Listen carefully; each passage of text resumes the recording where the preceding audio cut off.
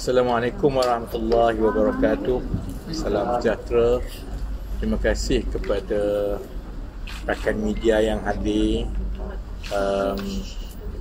Kongres keadilan bermula secara rasmi pada pagi ini dengan pelancaran Kongres Angkatan Muda dan juga Wanita yang selepas ini akan bersidang secara serentak.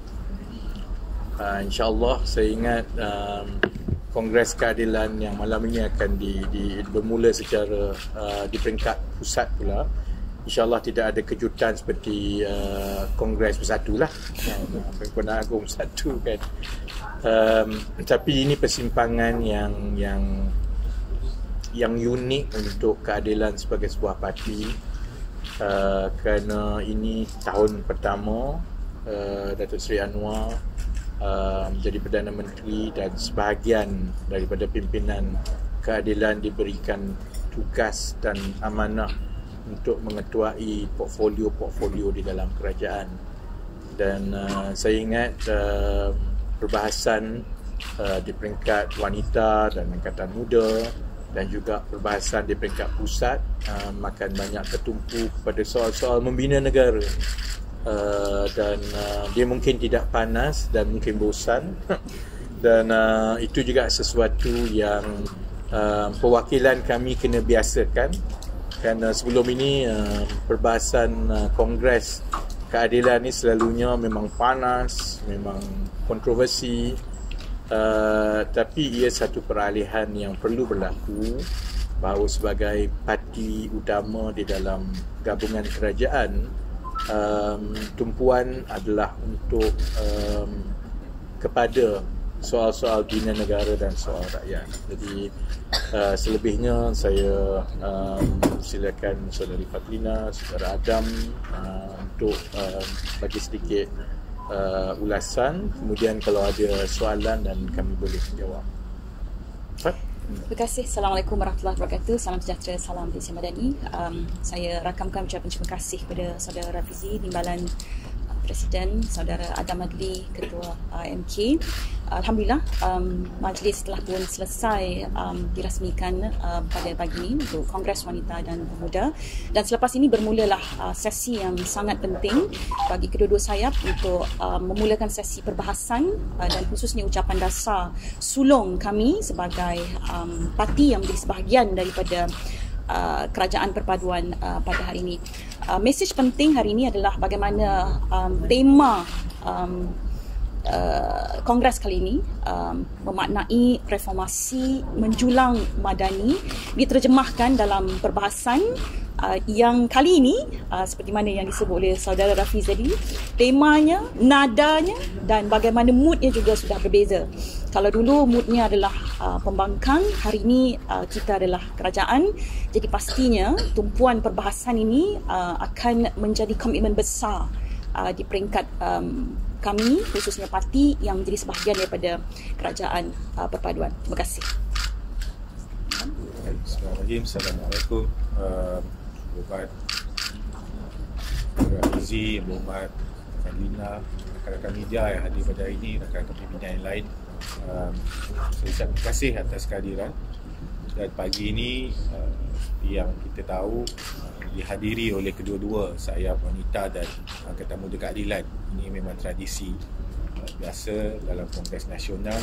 Kita sama-sama kedua-dua sayap ini rasmiannya bersama, dan kemudian kita akan pisah untuk bawa ke kita punya perbahasan dalam kalangan perwakilan kita. Seperti yang mana disebut oleh Ibu Fatlina tadi, kita menjangkakan bahawa dalam perbahasan yang akan dibangkitkan oleh rakan-rakan dan sekali perwakilan di peringkat Angkatan Muda Keadilan kali ini, tentu sekali banyak berkisar kepada bukan sahaja soal dalaman atau organisasi parti, tapi juga sebaliknya sesuai peranan sebagai sayap pemuda sebuah parti yang menerajui kerajaan, perlu dibincangkan, perlu dizahirkan perkara-perkara yang berkait dengan dasar dan juga arah tuju negara. Dan saya kira ini peluang yang baik terutama sekali buat pemerhati politik di luar sana untuk melihat bagaimana keadilan mengangkat nilai-nilai yang akhirnya akan jatuh menjadi polisi negara. Jadi untuk lihat hala tuju negara, haruslah diteliti setiap perbahasan yang dibangkitkan, baik sama ada oleh Angkatan Muda, wanita maupun terutama sekali yang akan datang ini, perbahasan di peringkat nasional. Jadi memang kita jangkakan bahawa dalam Kongres kali ini kita akan berhadapan dengan sebuah suasana yang sangat berbeza, tidak akan sama.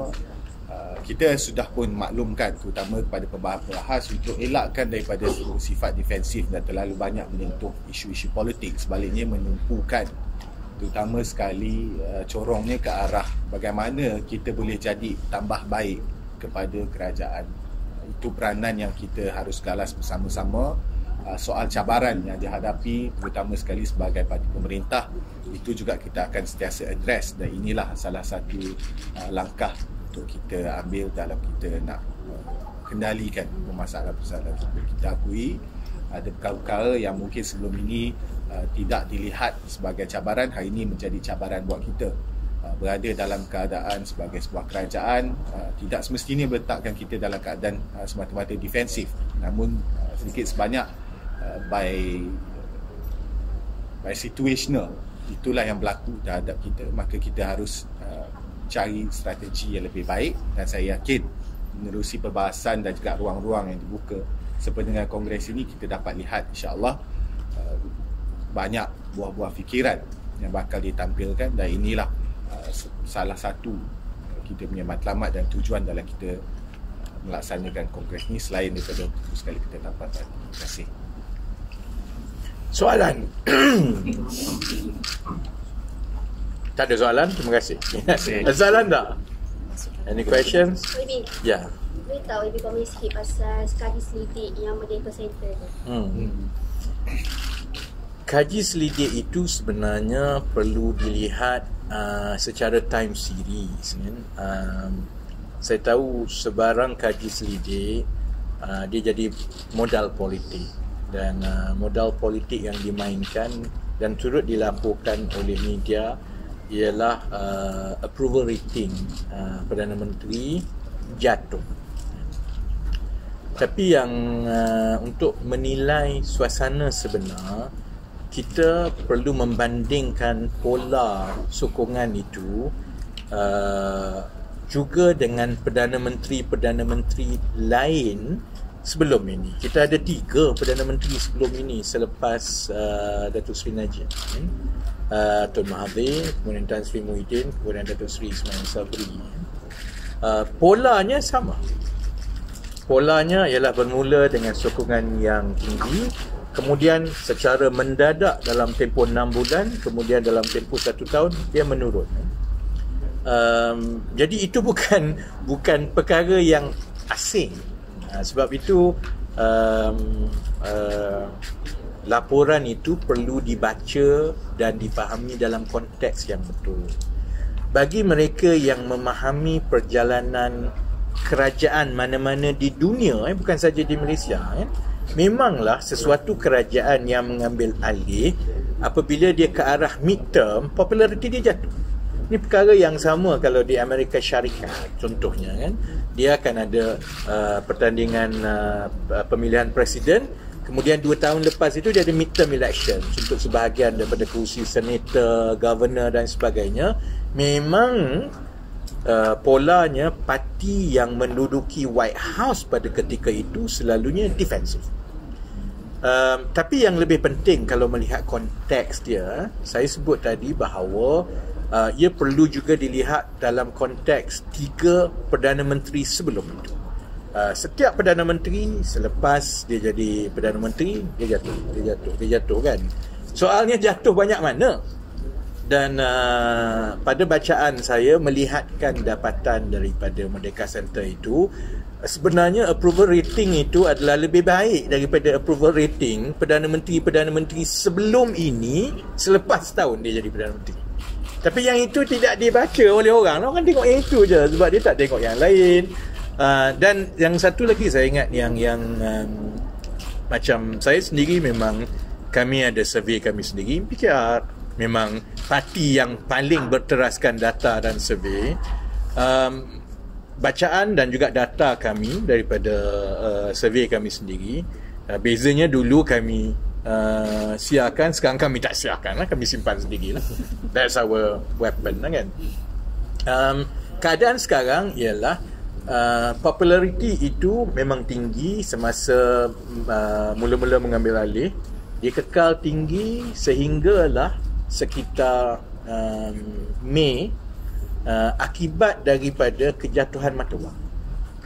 Kemudian dia rendah sedikit sehinggalah dia nak masuk ke Julai dan Ogos, dan apabila kerajaan mula melancarkan kertas-kertas dasar bermula dengan ekonomi madani, kemudian NETA, National Energy Transition Roadmap, kemudian New Industry Master Plan, dan September dilancarkan KSP. Angka September dan juga Oktober dan November menunjukkan peningkatan balik. Cuma daripada September ke Oktober ke November, peningkatan itu agak mendatar. Jadi sebenarnya pada pandangan kami berdasarkan survey kami, dan survey inilah yang membimbing PKR daripada 2016 sehinggalah kami membentuk kerajaan sekarang, ia menunjukkan bahawa keadaannya status quo. Jadi sebab itu di peringkat kami, dia nak dijadikan modal politik itu hak masing-masing lah. Tapi pada pandangan kami ialah kerajaan perpaduan dan kepimpinan Datuk Seri Anwar berada pada keadaan yang paling stabil sekarang, kerana politik dalamannya stabil, sokongan rakyat itu status quo, walaupun dia naik sedikit dalam 1-2% saja, tapi dia telah menunjukkan it bucks the trend, because we were concerned dulu daripada Mei, June, July moving towards the state election, it was going down because of yang dimainkan soal mata wang jatuh dan sebagainya. But it has since picked up after a series of policy documents, and he has stayed like that. Going forward, looking at all the elements, the unity government is rock solid, and the public support approval rating is going up, albeit not incrementally, but the opposition is in tatters, because saya tak rasa Perikatan Nasional boleh mengekalkan momentum yang ada sebelum ini. Pertamanya kerana momentum yang ada ke arah pilihan raya negeri itu ialah momentum kerajaan akan jatuh. Saya ingat sekarang ini rakyat pun sudah, dan penyokong mereka sendiri terutamanya, telah mula melihat bahawa kerajaan ini tidak akan jatuh dan ia akan kekal sampai 5 tahun. If you run a political party and a political campaign, and if you put all eggs on one basket, and the only bet they have had in the last 1 year is that this government is going to fall, then by now, even your own crowd feel that, okay, come on, let's be pragmatic. It's not going to happen. And then when it comes to Bersatu, because they are a new party, they were lucky because after 2 years form, they went straight to government. So they have been a government party all this while. They have never been a long opposition party. And as PKR, we've gone through this circle for 25 years. The moment your own party members feel that it's going to be a tough road ahead, some will back off. And start pointing fingers at each other. Kenapa tak jadi macam ni? Kenapa? Then you will see a lot of discourse internally about what will happen with the party, and then kepimpinan, we've already seen it. Dan apa yang berlaku di dalam Bersatu itu juga akan ada kesan kepada PAS, kerana PAS by nature, they will see you are weak, then I have to find other partners. So if you align all this, I have every reason to be optimistic when it comes to political stability going forward, because we have the upper hand. The challenge now is to translate from a good headline numbers, because the headline economic numbers are improving. Growth for the first time in 4, 5, 6 years, I think we've seen quarter-to-quarter growth. That has never happened before. inflation has come to the lowest, 1.8%. 2024 is expected to be better because of better global economic outlook. So with all this, saya sebenarnya tak merasakan bahawa dapatan Merdeka Center itu sebenarnya ada finding yang earth shattering for the public or for the government.